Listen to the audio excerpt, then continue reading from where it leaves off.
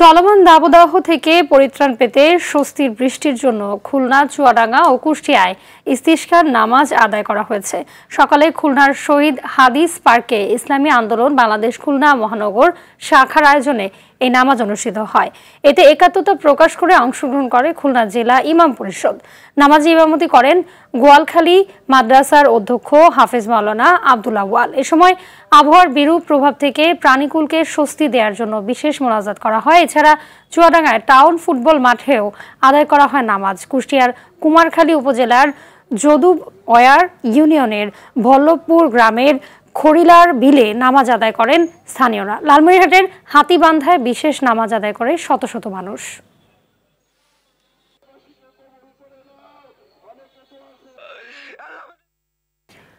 দর্শক, স্বস্তির বৃষ্টির আশায় ইস্তিসকার নামাজ আদায়ের বিষয়ে জানতে খুলনা থেকে সরাসরি যুক্ত হচ্ছেন সহকর্মী এস এম মনিরুজ্জামান। মনির, জানাবেন যে চলমান দাবদাহ থেকে রক্ষা পেতে বৃষ্টির আশায় ইস্তিসকার নামাজ আদায়ের পর আকাশের কি অবস্থা দেখছেন এবং তাপপ্রবাহ কমেছে কিনা, সাধারণ মানুষ কি বলছে?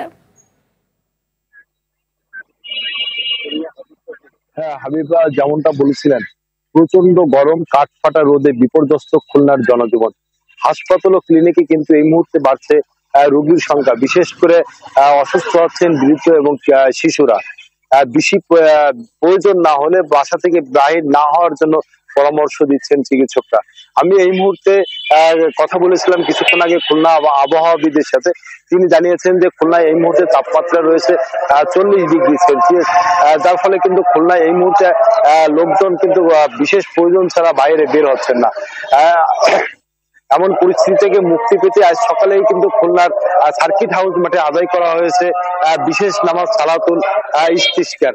আর এই নামাজে দোয়া এবং নামাজ পড়িয়েছেন খুলনা ক্যাডেট মাদ্রাসার মহাতামিম অধ্যক্ষ হাফেজ মাওলানা আব্দুল আউয়াল।